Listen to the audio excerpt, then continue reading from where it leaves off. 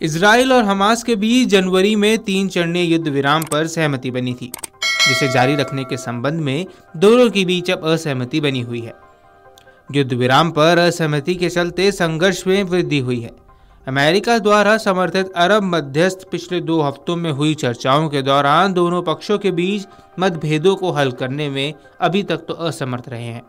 दक्षिणी गाजा के खान यूनिस में एक इजरायली हवाई हमले में हमास के राजनीतिक नेता सलाह अल बर्दावील की मौत हो गई है। इस हवाई हमले में हमास नेता की पत्नी की भी मौत होने की खबर सामने आई है। बता दें कि युद्ध विराम की समय सीमा समाप्त होने के बाद इजराइल ने मंगलवार से गाजा में फिर से लड़ाई शुरू कर दी है। फिलिस्तीनी स्वास्थ्य मंत्रालय के अनुसार युद्ध में सैकड़ों लोग मारे गए हैं। युद्ध विराम खत्म होने के बाद इजराइल के प्रधानमंत्री नेतन्याहू ने कहा कि उनका उद्देश्य हमास को पूरी तरह खत्म करना है। उन्होंने कहा कि हमारा लक्ष्य हमास को बंधकों को छोड़ने के लिए मजबूर करना है। दरअसल इजरायली हवाई हमलों में मारे गए लोगों में हमास के वास्तविक सरकार प्रमुख एसाम अदलिस और आंतरिक सुरक्षा प्रमुख महमूद अबू वतफा भी शामिल थे। इसके अलावा कई अन्य अधिकारी भी इजरायली हवाई हमले में मारे गए हैं। मीडिया रिपोर्ट्स के मुताबिक हमले में बर्दावील की पत्नी भी मारी गई है। इजराइल के प्रधानमंत्री नेतन्याहू ने बार बार दोहराया कि युद्ध का मुख्य उद्देश्य हमास को एक सैन्य और शासन करने वाली ताकत के रूप में नष्ट करना है। उन्होंने कहा कि एक नए अभियान का उद्देश्य समूह के शेष बंधकों को छोड़ने के लिए मजबूर करना है। ताज़ा हमलों में हमास के कई बड़े नेता मारे गए हैं। वहीं हमास संचालित स्वास्थ्य मंत्रालय ने सैकड़ों लोगों की मौत की जानकारी भी दी है। मंगलवार को इजरायली हमलों में गाजा में हमास की सरकार के प्रमुख एसाम अदलिस और आंतरिक सुरक्षा प्रमुख अबू वतफा की मौत हो गई थी। इसके अलावा कई बड़े अन्य अधिकारी भी मारे गए हैं। इजरायली सेना ने बताया कि उसने हवाई हमले में हमास के मिलिट्री खुफिया चीफ ओसामा तबाश को भी मार दिया है। एक बयान में आईडीएफ ने कहा कि ओसामा तबाश हमास की सैन्य खुफिया यूनिट के साथ ही टारगेटिंग यूनिट का प्रमुख था।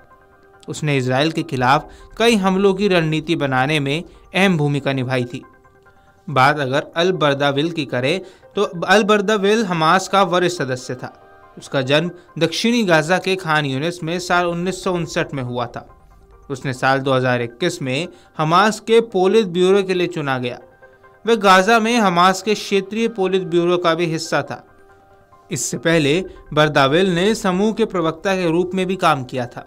साल 2006 में बर्दाविल ने हमास के परिवर्तन और सुधार सूची में एक उम्मीदवार के रूप में फिलिस्तीनी विधान परिषद में एक सीट जीती और साल 1993 में उसे इजराइल ने हिरासत में ले लिया, जिसके बाद अब हवाई हमलों में उसकी मौत हो गई है।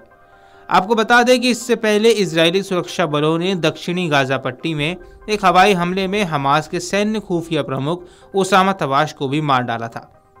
इजरायली सेना और आंतरिक सुरक्षा एजेंसी शिन बेट ने एक संयुक्त बयान में इसकी घोषणा की।